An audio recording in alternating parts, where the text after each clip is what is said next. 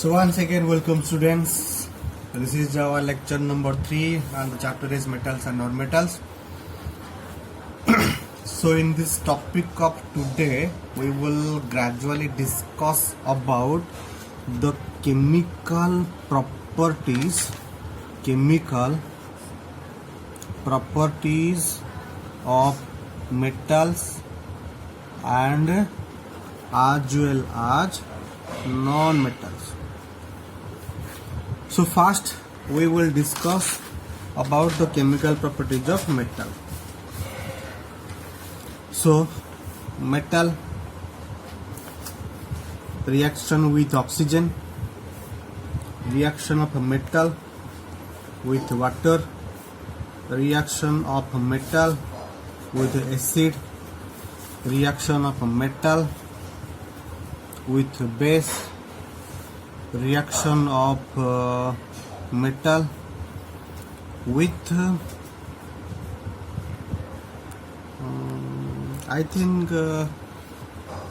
reaction of metal with other compounds. So one by one we will discuss one by one. So let us start. At first, reaction of metal with oxygen. So when metal reacts with oxygen, it will give you metal oxide. So take an example of magnesium. When magnesium bonds in the presence of oxygen, it will give you magnesium oxide.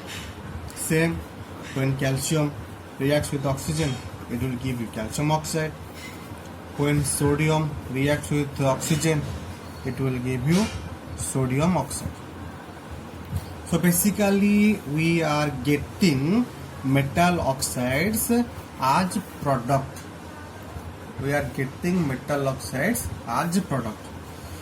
If we have asked what is the nature of this oxide, about the nature of this oxide, then we will say that the nature of these oxides are basic. Means they are bases. Base means what? The substance whose taste is bitter. That is called base. The substance which produces hydroxide ion in water, that is called base. So these substances are basic in nature, means they produces hydroxide ion in water, or you may say that their taste is bitter. The substances whose taste is bitter are known as bases, and they are highly corrosive in nature.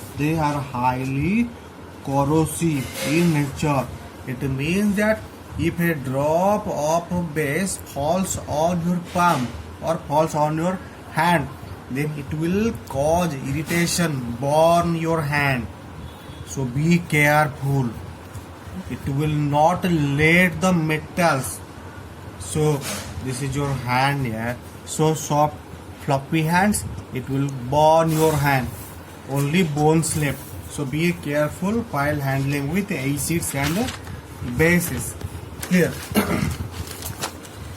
See,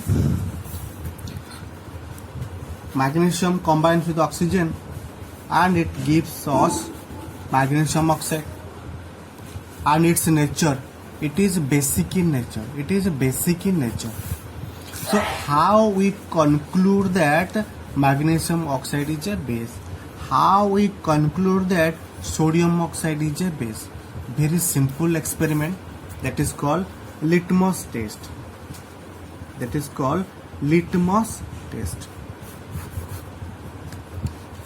Take a very small test tube, then put some magnesium oxide and add water. Then you will definitely got a solution of this. Clear?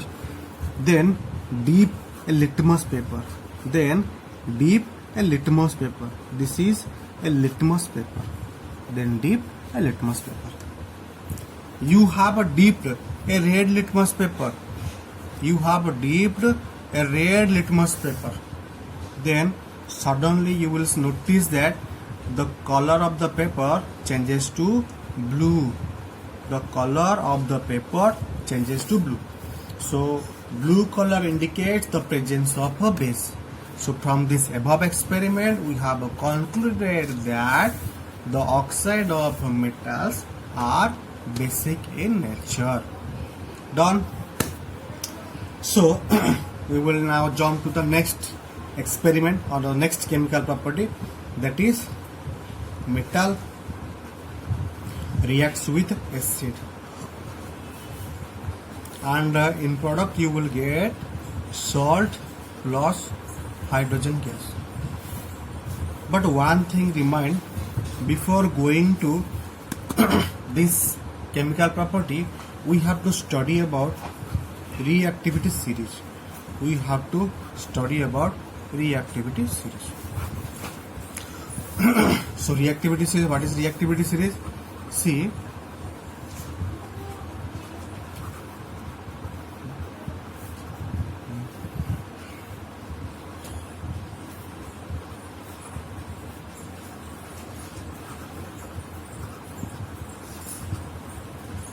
so what is reactivity series?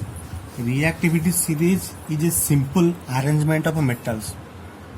Reactivity series is a simple arrangement of metals in which the high reactive metal is located at the top and the low reactive metal is located at the bottom.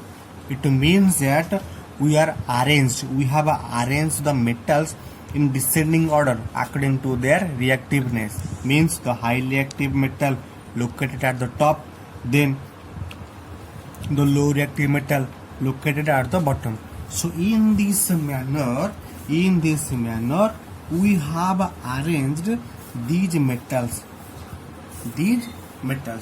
So reactivity series done. So then jump to metal reacts with acid. Metal reacts with acid, and in result we get salt plus hydrogen gas. So here some examples of acids, and here some examples of your metal. So always put a positive sign over hydrogen and negative sign at this part. Positive sign over hydrogen and negative sign here. Positive sign over hydrogen and negative sign over here. And these are metals. We know that metals are electron donors. Metals are always positive in nature. Means metals are positive in nature. So what you have to do now, see, you have to, this positive will replace this positive. This positive will replace this positive. So you will get NaCl, sodium chloride, with the hydrogen gas. And here also this positive will replace this positive, and you will get magnesium nitrate with the hydrogen gas.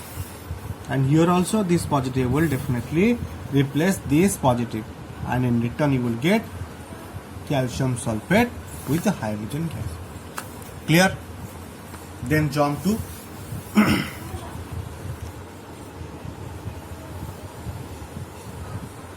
metal reacts with a base. Here, when metal reacts with a base, you will get also salt plus hydrogen gas. Done. See,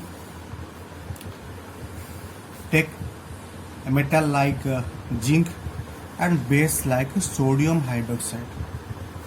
And here all you have to remember this chemical reaction, because in this case we can able to guess about the product, but at this point we cannot able to guess about the product. Clear? So you will get hydrogen gas. So hydrogen gas undoubtedly write first, and then the salt Na2ZNO2. This is called sodium zincate. And take yet another example.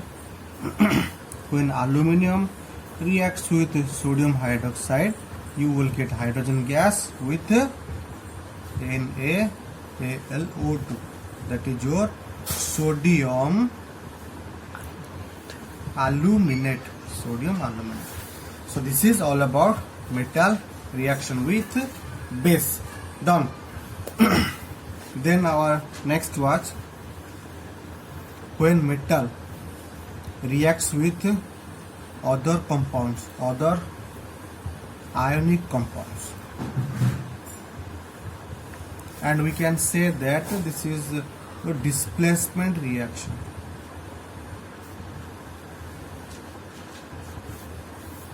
And you will get salt plus hydrogen gas. So see, suppose I have iron reacts with a copper sulfate. Iron is a metal, so put positive sign over here. Copper is the metal, put positive sign over here and negative sign over here. Clear? So to continue this reaction, you have to remind about the reactivity series.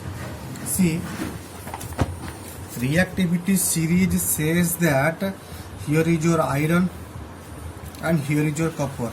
Here is your iron, here is your copper. It means iron comes first. Iron comes first. It means that iron is more reactive than copper. Iron is more reactive than copper. It means iron displaces copper. Iron displaces copper and copper will liberate. Clear? But if the reaction between copper and iron sulfate, put positive sign over here, positive sign over here and negative sign over here. See, copper and iron. Copper is less reactive. Copper is a less reactive metal. Iron is high reactive metal. Less reactive metal cannot displace high reactive metal. Less reactive metal cannot displace high reactive metal. So no reaction occur. So no reaction. Clear? No reaction occur.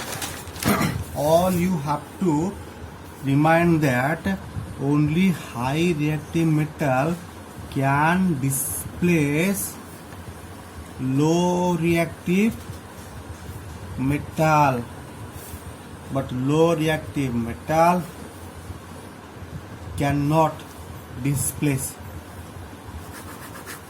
Here, suppose we have taken zinc with magnesium sulfate, MgSO4. Zinc with magnesium sulfate. Clear? So this is the metal and this is the metal. Put positive sign over this metal and positive sign over this metal, and let us go to the reactivity series. See, this is, we have taken zinc and magnesium. This is your magnesium and this is zinc. See, outside zinc is present. Zinc is present and here is zinc. Here is your magnesium. It means magnesium is more reactive. Zinc is less reactive. So it is less reactive. It is less reactive metal. So it cannot displace. It cannot displace magnesium. So no reaction. So no reaction will take place. So no reaction will take place.